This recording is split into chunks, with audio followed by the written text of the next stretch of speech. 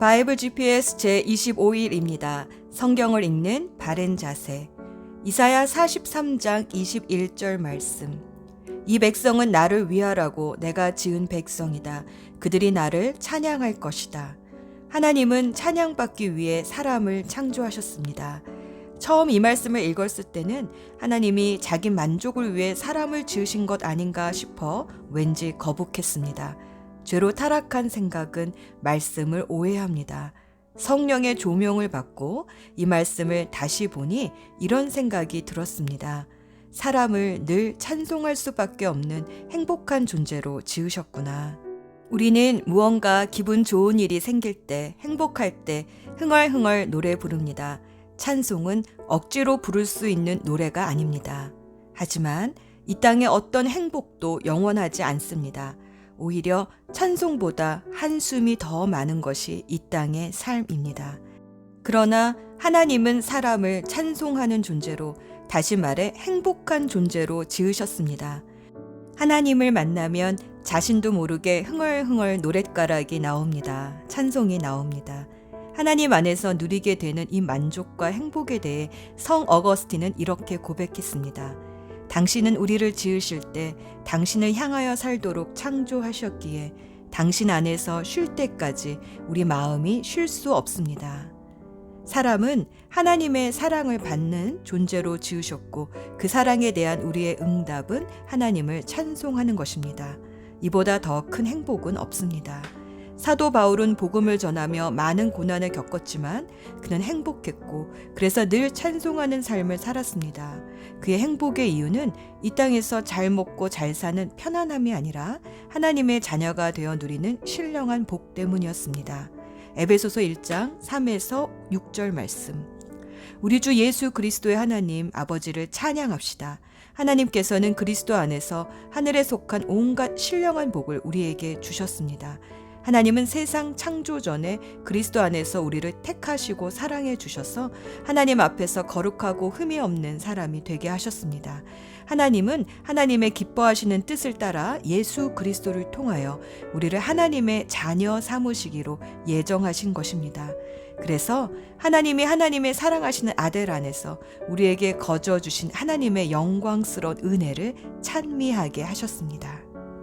하늘에 속한 신령한 복, 하늘의 선물을 받은 사도 바울은 찬양할 수밖에 없었습니다.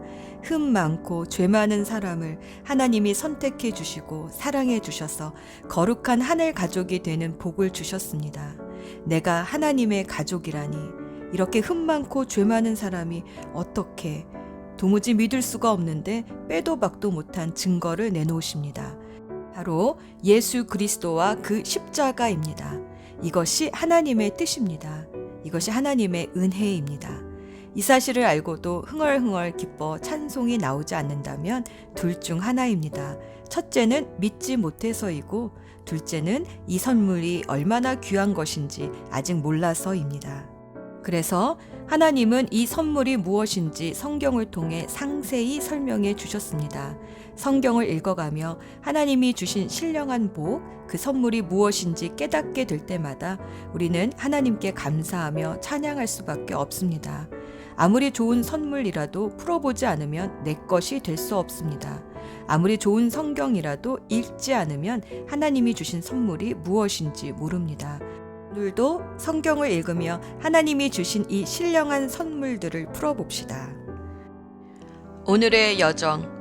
오늘은 다윗의 통치 말년에 일어난 일들을 사무엘하 역대상 번갈아가며 읽고 또 여기에 관련된 시편을 읽습니다. 여자가 하늘 품으면 5월에도 서리가 내린다는 속담이 있는데 기브온 사람들의 원한 때문에 이스라엘에 3년 동안 가뭄이 들었습니다. 사울이 하나님과의 약속을 무시하고 기브온 사람들을 다 죽이려 했기 때문입니다. 다윗은 기브온 사람들의 원한을 풀어주면서 사울과 요나단의 뼈도 조상의 묘에 묻어줍니다. 그리고 블레셋과의 남은 전쟁을 통해 골리앗의 다른 거인 형제들을 다 멸합니다. 그리고 뒤돌아보며 그동안 지켜주신 하나님께 감사하는 시편 18편과 동일한 다윗의 감사 시인 사무엘하 22장을 다시 한번 읽어봅니다. 사무엘하 23장에 쭉 열거된 다윗의 용사들의 이름을 읽다 보면 다윗은 어떻게 자신보다 더 뛰어난 용사들을 이렇게 잘 이끌었을까 궁금해집니다. 이 리더십이 어디에서 나왔을까요? 다윗의 마지막 고백에 그 힌트가 나옵니다. 사무엘하 23장 3절 말씀. 너는 백성을 공평하게 다스리는 사람이며 하나님을 두려워하는 마음으로 다스리는 사람이로다. 다윗의 승전 기록들을 역대상에 다시 복습하듯이 읽으며 시편 60편을 읽으면 전쟁에 임하던 다윗의 마음가짐이 보입니다. 시편 60편 11절 말씀.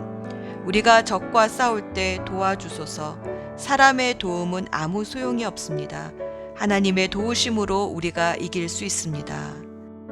다윗은 말년에 또 큰 범죄를 짓습니다. 바로 인구조사입니다. 인구조사가 왜 죄일까요? 광야 시대에도 2번이나 인구조사를 하지 않았나요? 사무엘하 24장의 인구조사를 역대상 21장에서는 다윗이 욕심 때문에 인구조사를 했다라고 추가 설명합니다. 출애굽기 30장 12절에서는 인구조사할 때에 자기 목숨값으로 하나님께 속전을 바쳐야 했는데 다윗의 인구조사 때는 그렇게 하지 않았습니다. 왜냐하면 다윗은 이스라엘의 주인이 자신이라고 생각했기 때문입니다. 하와를 충동질해서 하나님 자리를 넘보게 했던 사단은 다시 다윗을 충동질해서 역시 또 하나님의 자리를 넘보게 한 것입니다. 다윗은 회개하며 제단을 쌓아 하나님의 진노를 멈추었는데 다윗이 제단을 쌓은 곳이 나중에 성전터가 되었습니다. 그곳은 또한 아브라함이 이삭을 바쳤던 곳이기도 합니다. 그래도 다윗은 참 기도의 사람이었습니다. 다윗이 쓴 시편을 읽다 보면 다윗은 기도의 사람, 말씀의 사람이었다는 것을 볼 수 있습니다. 시편 4편은 다윗의 저녁 기도문입니다. 화가 난다고 죄를 짓지 마라. 너희는 잠들기 전에 조용히 생각하며 자기의 마음을 살펴보아라. 시편 5편은 다윗의 아침 기도문입니다. 여호와여, 아침마다 주께서 내 소리를 들으시니 매일 아침 나의 소원을 주께 아뢰고 주님의 응답을 조용히 기다립니다. 이렇게 다윗의 시편을 읽다 보면 다윗은 괴로울 때나 기쁠 때나 억울할 때나 죄를 지어 두려울 때나 평안할 때나 늘 주님의 이름을 부르며 주님과 동행했던 사람임을 알 수 있습니다. 예수 전망대. 아브라함이 이삭을 바쳤던 곳이 1000여 년이 지나자 오르난의 타작마당이 되어 있었습니다. 그리고 하나님은 다윗에게 그곳에서 제단을 쌓아 하나님께 예배하라고 명하셨습니다. 값을 주고 그 타작마당을 사서 하나님께 제단을 쌓아 예배드리자 다윗의 범죄로 임한 하나님의 전염병 심판이 멈추었습니다. 그리고 솔로몬은 그곳에 성전을 지었습니다. 예수님은 이 땅에 처음 오셨을 때는 세상을 구원하시려고 오셨지만 다시 오실 때는 심판주로 오십니다. 베드로가 고넬료 집에 가서 설교했을 때 이 심판주 되신 예수님을 소개했습니다. 사도행전 10장 42절 말씀. 예수께서 우리에게 명하시기를 하나님께서 자기를 살아있는 사람들과 죽은 사람들의 심판자로 정하신 것을 사람들에게 선포하고 증언하라고 하셨습니다. 마치 처음에는 이삭을 바쳤던 제단이었지만 나중에는 타작마당이 된 장소에 성전을 지으신 것처럼 예수님도 처음에는 화목제물로 오셨지만 나중에는 알곡과 가라지를 가르기 위해 타작마당에 낫을 들고 오십니다. 사도 요한은 계시록에서 이 낫을 들고 계신 예수님의 모습을 환상 중에 보았습니다. 계시록 14장 14절에서 15절 말씀. 또 내가 보니 흰 구름이 있고 그 구름 뒤에는 인자 같은 분이 앉아 있었습니다. 그는 머리에 금면류관을 쓰고 날이 선 낫을 들고 있었습니다. 또 다른 천사가 성전에서 나와서 구름 위에 앉아 있는 분에게 큰 소리로 외쳤습니다. 낫을 대어 거두어 드리십시오. 땅에 있는 곡식이 무르익어서 거두어 드릴 때가 되었습니다. 예수님은 말씀을 씨앗에 비유하셨습니다. 말씀에 순종하는 자마다 알곡으로 열매 맺습니다.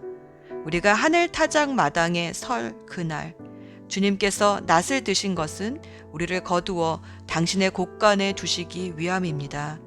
기도합시다. 늘 회개의 기회를 주시는 주님, 다윗이 범죄할 때마다 선지자를 보내어 회개의 기회를 주신 주님, 오늘도 성경이 우리의 선지자 되게 하셔서 우리도 회개의 기회를 얻게 하여 주옵소서. 진심으로 회개할 때마다 저주를 복으로 바꿔주시는 주님의 신실한 사랑을 기대합니다. 다시 오실 예수 그리스도의 이름으로 기도합니다. 아멘.